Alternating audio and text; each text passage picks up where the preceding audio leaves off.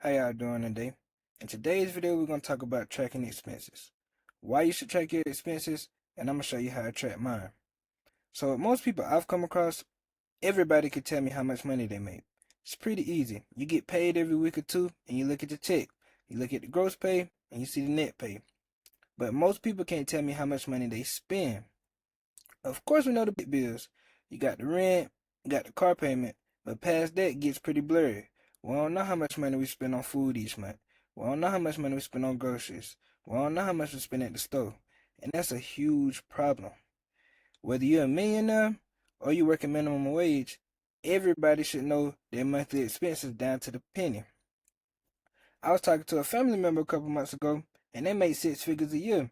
And as the conversation going on, I'm like, where do you spend your money every month? Where is it going? And they couldn't even tell me. And like I said, that's a huge problem.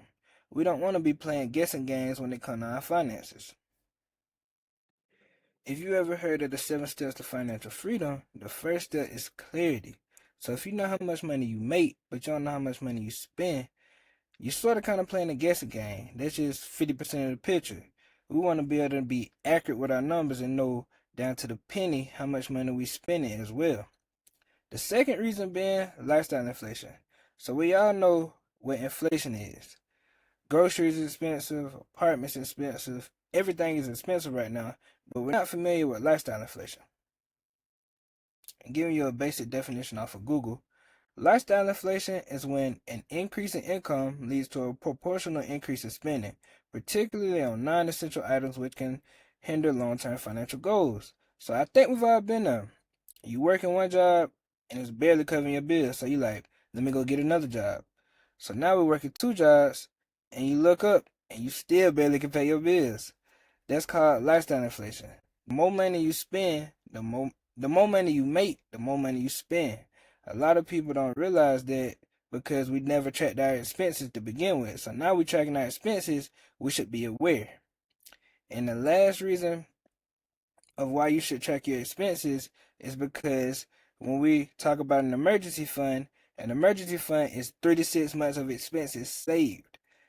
How are we going to know how much to have in our emergency fund if we don't know our monthly expense number? So let me show y'all how it works. I'm recording this video in October, but let's just say I'm in the future and it's November. So, like I said, I track mine on the monthly. And this is Google Sheets. If you have a Gmail account, you can go to Google Sheets and use their templates. And then let me show y'all real quick. You just come to Google Sheets and they already have this template called monthly budget.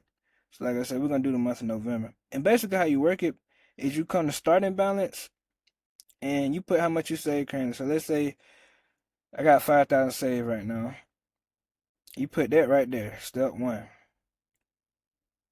And then you see the start balance and the end balance, that'll be what it's at the end of the month. But basically it shows you like at the end of the month after you fill it out, you're gonna see how much you was able to save, if you were able to save, if not, we're gonna see why. And it's a pretty simple spreadsheet. That's why I like it. I like simplicity. So if this was you, we put our starting balance. Now we're gonna put our expenses. So if this is you, you would put where you spend money at every month. You know, food, monthly bills, groceries, put all the places you spend money. And another reason I like this is because you can put your budget in with it.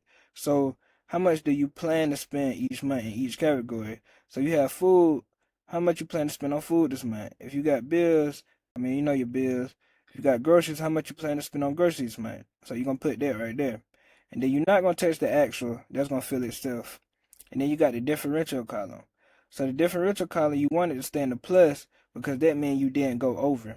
And I'll show you what I'm talking about. And then at the expenses column, you're gonna come to the income side. So let's say you work at UPS. How much you plan to make at UPS this month? Typically, unless you have like a job in like sales where it's up and down, just I guess give how much you plan to make that month. Good idea. And then say you DoorDash on the side or something. So cool, we put plan. And then the actual column gonna fill itself out. So you're gonna see what I'm talking about. And then you're gonna come to transactions. So for the whole month, you're gonna put every transaction on the expenses and every time you make money. So let's say the first you go to Chick-fil-A, you spend $30. Chick-fil-A, put that food, your rent on the first. The first $1,000 rent, put that monthly bills, and you keep filling out every transaction. If you spend most of your money on card, it's pretty easy because you just follow the transactions. But even if you spend cash, you need to record those cash transactions as well so it can be accurate. You get what I'm saying?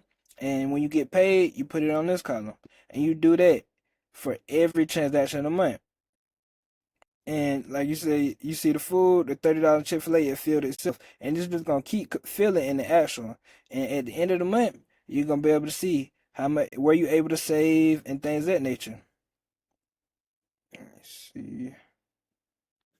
So basically, if you filled it out throughout the whole month, at the end of the month, you're gonna be able to see how much money you was able to save. Or if you wasn't able to save any money, why you're not able to save money, like where you're overspending at. So basically, at the end of every month, come and give yourself a financial review of the month. Did you do good? Did you do bad? Where you can improve at going into next month, things of that nature. And I'm glad I made this video because this is the manual way to do it. There's also apps out there where you can track your bank account and it'll fill in the things for you where you ain't gotta, at the end of every day or whatnot, you ain't gotta come in and fill this out because it does get a little tedious. Me personally, I like playing with numbers and things of that nature, so I don't mind it, but I do understand it can be tedious. So if you could find you an app that might work for you, that could be easier. That way you ain't gotta fill out every month yourself. You could just come in the app and you could just look. You ain't gotta fill in the transactions. So they got those as well. And then also another reason why I like Google Sheets is just the monthly budget, but they also have the annual budget as well. So after you're done for the month, come in and fill out on the annual portion, and it'll show you your progress for the year. So I like that as well. So today we went over tracking your expenses, why you should track your expenses, and the way I track my expenses. If y'all have any questions, please reach out to me, and I hope y'all stay blessed.